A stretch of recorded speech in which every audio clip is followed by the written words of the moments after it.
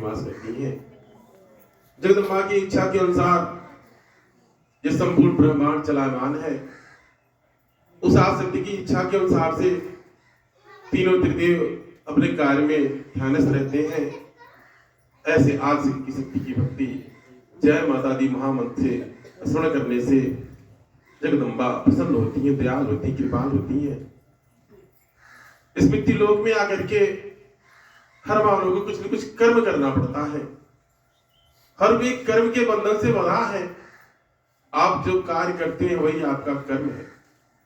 आप गृहिणी हैं, नौकरी रोजी रोजगार खेती बाड़ी या जो भी आपको जो कार्य दे दिया जगदम्बा ने वो आपका कर्म है।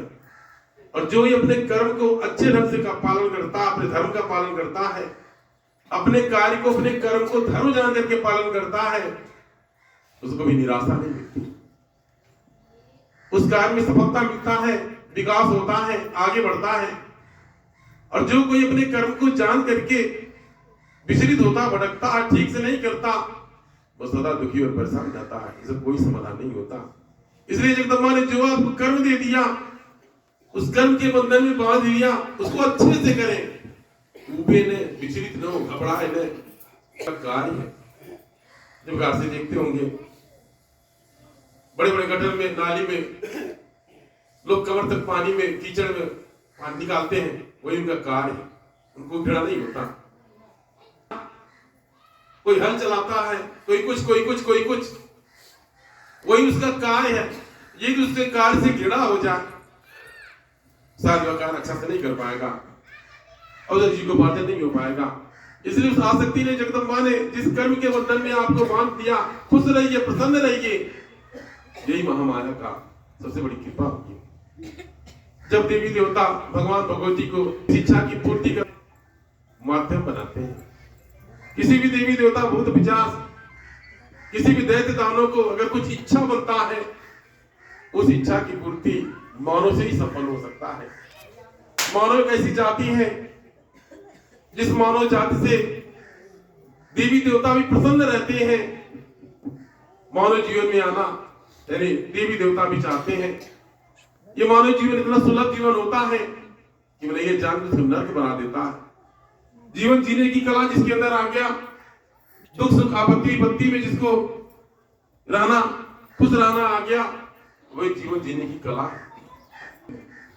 देवी देवता भी तरसते हैं कि मृत्यु लोक में आकर के जन्म ले और जिस प्रकार से मानव क्रियाकलाप करते हैं उस प्रकार से करें, आनंदित हो।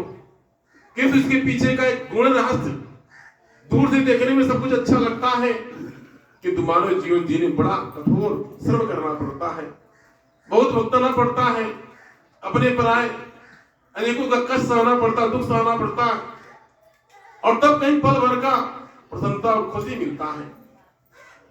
इसलिए जाने अनजाने में अगर आपको मानव जीवन मिल गया, व्यर्थ न जाने दे, निरर्थक न जाने दे, इस जीवन को सार्थक बना दे, बारंबार के जन्म मरण के बंधन से मुक्त हो जाए।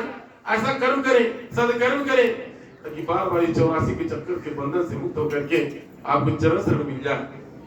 ये इतना सहज नहीं, ये कहना सुनना सहज है, किंतु बारंबार के बंधन से 84 के बंधन से मुक्त हो पाना बड़ा दुर्लभ है, बड़ा कठिन है। किंतु यदि आप अपने कर्म और धर्म का पालन करते हैं, आपको जगदम्बा ने जो कर्म दिया, जो कार्य दिया, अपने धर्म को जान करके पालन करते हैं, सचमुच में आपको चरण शरण जरूर मिलेगा। दुख मिला, सुख मिला, लाभ हुआ, हानि हुआ, किसी भी स्थिति पर आप खुश हैं, प्राय अवसरवादी होता है। ज्यादातर भगत लालची होते हैं, अवसरवादी होते हैं। यदि कोई कार्य पूरा हो गया तो आज ही माता जी ने भगवान को ये दे दिया, वो दे दिया, ये दे दिया, बड़ा खुश है। घर द्वार, खेती बाड़ी, बाप गोपाल, गाड़ी मोटर सब दे दिया, बड़ी कृपा है। और उस कार्य को पूरा नहीं किया, कोई कार्य नहीं दिया, या किसी कार्य को पूरा नहीं किया, वही मन में निराशा आ गया। यह भक्ति नहीं है। ऐसे लोग चरण शरण को प्राप्त नहीं कर पाते। ऐसे लोगों को जीवन का सुख नहीं मिलता। जो अवसरवादी होते हैं, अवसर पाते हैं, उनको लगता है कि हमको ठीक ठाक है, और जब आपका अवसर बीत गया लगता है कि हमको ऐसा नहीं करना चाहिए।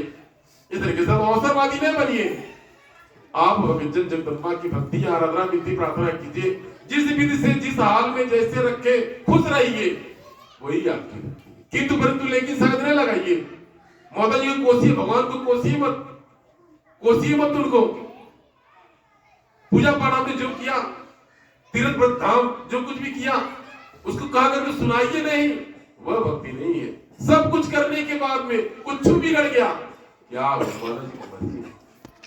अगर कोई अंग कट जाता है दुख पीड़ा तो होता ही है, किंतु उस दुख पीड़ा में यदि आपको यह पता चले कि कोई कारण होगा, अगर ऐसा अंगुली कटा हो जाता, कुछ और कटने वाला, कुछ और कट गया, इतना कट के रह गया, इतना बिगड़ करके रह गया, अगर इतना पता चल जाए तो सचमुच में कोई दिक्कत नहीं आता। हम देखते हैं अपने से बड़े को,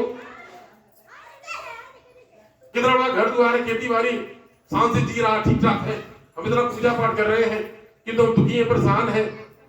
आप दूर से देख रहे हैं, नजदीक से देखिए, अपने नीचे वालों को देखिए, अपने छोटे नीचे वालों को देखिए, किस प्रकार से खुश है, उस घर गृहस्थी घर परिवार में किस प्रकार से खुश है। आप भी इसी प्रकार से खुश रहने का कोशिश कीजिए। अगर कोई बड़ा बन गया है, उसी घर द्वार को नहीं देखिए, त्याग तपस्या को देखिए। अगर कोई बड़ा बन गया, आगे बढ़ गया, विकास हो गया, उसने कितना त्याग किया, कितना तपस्या किया, कितना सत्कर्म किया, कितने अच्छे कार्य किए, आज अच्छे पद पुष्प पर अच्छा कमा कर आगे बढ़ रहा है, उसको देखने की आवश्यकता है, उसका नकल करने की आवश्यकता है, मुझे द्वेष करने की आवश्यकता नहीं है। तो मेरे कहने का अभिप्राय ऐसा, देवी देवता भी तरसते हैं इस पृथ्वी लोक में आकर के अपनी इच्छाओं की पूर्ति करने के लिए। उसी प्रकार से आज ये माता माधवी सेवा दरबार नवदीप मनोकामना सिद्ध शक्तिपीठ, आज बसंत पंचमी का दिन, जगदम्बा ने इतिहास तब रचा जब 2003 में प्रथम भंडारा हुआ। 2003 के पहले कोई नामो निशान नहीं था। 40-50 वर्षों से जगदम्बा पर आती रही, जाती रही, जैसी इच्छा करता जिस रूप में आती रही, कोई नामो निशान नहीं था, कोई पहचान नहीं था। किंतु जगदम्बा को जब पहचान देना रहा, जगदम्बा को जब दरबार बनाना रहा, एक रचना रचा, माता ने रचना रचा और 2003 का प्रथम भंडारा हुआ। घर में कुछ खाने को नहीं, दीपक में तेल डालने को नहीं, ये भी जगदम्बा की इच्छा थी। जगदम्बा ने भक्ति का परीक्षण लिया, घोर परीक्षण लिया। स्थिति परिस्थिति में जगदम्बा महामाया ने भक्ति विश्वास का परीक्षण लिया, मन विचलित नहीं हुआ। इसके उपरांत जगदम्बा दयाल हुई, कृपाल हुई, 2003 का भंडारा संपन्न हुआ। वहीं से जगदम्बा ने इतिहास रच दिया। से भगत ध्यानु इसके पूर्व माता जी की भक्ति करता था, कोई नामो निशान नहीं, और जब माता ज्वाला के दरबार में पहुंच गए, मस्तक को काट दिया, वहीं से दरबार से चरण से रिश्ता जोड़ लिया। भगत ध्यानु से अपने चरण से रिश्ता जोड़ दिया, उसका नाम अमर हो गया, वहीं से इतिहास कायम हो गया। इसी प्रकार जितने भी संत महात्मा महापुरुष आए, जब तक उन्होंने अपने मुंह से जो कुछ भी किया उसको कोई पहचान नहीं, और जब भगवान की भगवती की जगदम्बा की कृपा हो गई, वही से उसको नाम मिला, पहचान मिला, सम्मान मिला। आज उनको आप पढ़ते हैं, श्लोक के माध्यम से, कथा प्रवचन के माध्यम से सुनते हैं। उसी प्रकार से जगदम्बा 2003 में इतिहास रचा। पंचमा दरबार का भंडारा विधिपूर्वक संपन्न हुआ। ये माता जी की इच्छा था, जगदम्बा को जागीर होने का एक इच्छा था। जगदम्बा मेरे मानव सेवी के माध्यम से ढेर सारी इच्छाओं को लेकर के आई, ये मुझे भी नहीं पता था। एक बच्चा धीरे धीरे अपनी इच्छाओं की व्यक्त करती गई। कलकत्ता विंध्याचल मैयर कहां नहीं जाया गया। जब तीसरा आदेश हुआ, माता अपनी इच्छा को लेकर के आई, और जब जगदम्बा ने अपनी इच्छा को बताया कि मेरी यही इच्छा की पूर्ति नहीं हुई है। आज के 250-300 वर्ष के पूर्व जब लेना दरबार में माता जी का आगमन हुआ था, जन्म हुआ था, एक पश्चात जगदम्बा का विवाह संयोग नहीं बना था, और विवाह के दिन ही स्वयं जगदम्बा का, महामाया का, यानी उनका अंत हो गया था। इसी इच्छा को लेकर जगदम्बा ने मेरे मानव शरीर को माध्यम बनाया। इसके तपस्या धीरे धीरे रचना को रचा। एक एक पन्ना पलटता गया, जैसे जैसे पन्ना पलटता गया, इस इतिहास के पन्ने में ऐसा भी दिन आया कि शिव विवाह की आवश्यकता है। जब शिव विवाह का पन्ना पलटा, सामने आया, जगदम्बा ने मेरे मानव शरीर के माध्यम से शिव विवाह की महत्ता को बताया, इसकी रचना को बताया। वही आप भक्तों की विस्तृतता जुड़ गई कि माता जी को वही इच्छा, वही अंतिम इच्छा